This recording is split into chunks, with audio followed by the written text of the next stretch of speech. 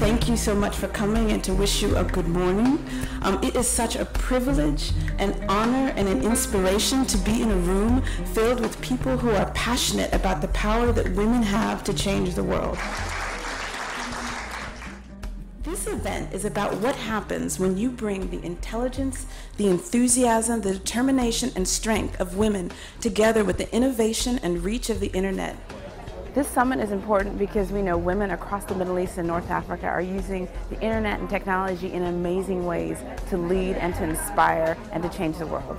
The summit will achieve a couple of things. One of the most important things is that it will connect women across the region who are doing amazing things.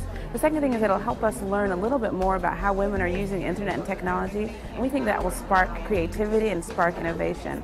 The final thing is that we think that this is the beginning of a conversation that we intend to have in the Middle East and North Africa, definitely, and also around the world.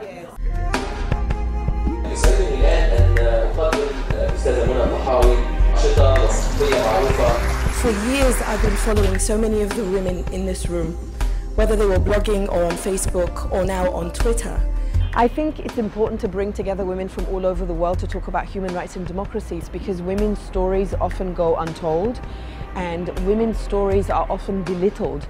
Women are told you don't matter. One of the most revolutionary things that a woman can do is to say her story and to say that my story is important. To begin a dialogue that will not only stretch across this region, but really around the world. The lessons and the power of what has gone on last year here are so relevant to women around the world. And one of the things that I wanted to tell you just from our perspective of Vital Voices, you are an absolute inspiration. Women are the most powerful creatures in the world. The woman influenced the man to go out in Libya to fight for his country, to honor him, to honor the country with his life.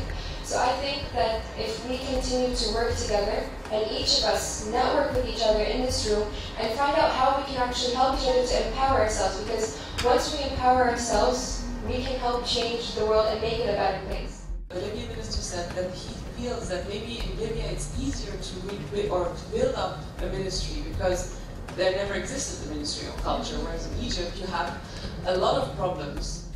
Can we say anything we want on social media? Can we be live? Just a question, because I see people going to the very far end and saying absolutely anything they want, and I'm just curious. Is this okay? Am I old-fashioned and old? I don't know. Thank you. So actually this has been a question we've been trying to investigate for so long. Whether bloggers should be accountable for what they write, or the people who use social media should be accountable for what they write. Social media in the Middle East, or actually in the whole world, the best thing about social media is that it gives you the freedom to express yourself without any barriers. If I understood you right, it is not a law that you cannot drive in Saudi Arabia. Everyone asks me this question, why women to drive? But lately I've been involved heavily in the Women to Drive campaign in Arabia, which I initiated with other women in the country. What we're trying to do when we started is to spread the awareness that there is no law banning women from driving. It's only it's a society thing, and we wanted women to know that you're not breaking any laws by driving. So we called for this day, June 17th, for Women to Drive. Now we are My Rights to My Dignity campaign, which we are concentrated on three things. women driving, of course, which we started and we're continuing. And the other one is cancelling the male guardianship system in the country.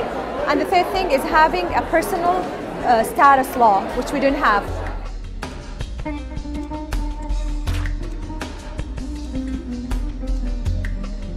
This morning I actually moderated a session on revolutionary women, and we had women from Yemen, from Saudi Arabia, from Egypt, and from Libya. And each of them talked about the struggles, the challenges, but how their voices were heard on the front lines of change, that they feel as though women played a critical role. Movements for change and women standing shoulder to shoulder with men to make that change hasn't actually translated into greater rights and opportunities for women. So that's the challenge that lies ahead. And I think what's absolutely critical in that is women having both regional, local, and then of course global networks to be able to make that change, pull from ideas and inspiration from each other. And I think that social and digital media is absolutely critical to making that happen.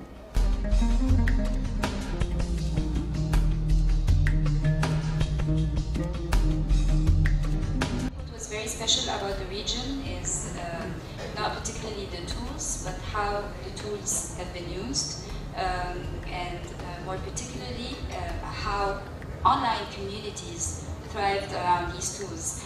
Protesters, you would mark as a prostitute. It's not easy to them. And the government put a huge number of employees only on Twitter and in Facebook, putting pictures of young ladies, students in university, putting their names and sometimes their phone number, saying that they are prostitutes just because they went and participate in this the movement on their country. Shouldn't citizen journalism or blogs in general have like a stamp saying CG, for example, or a disclaimer saying this is not professional journalism?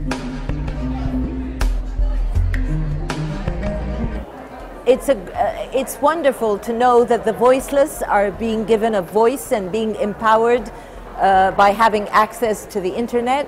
We've seen that women in Egypt were part of the January 25th revolution, but they've since been underrepresented and marginalized. And we want to make sure that they continue the debate online, they continue to get their voices heard, they continue to participate so that they too can be part of the process, political, economic, and social. Thank you. Thank you very much. Thank you.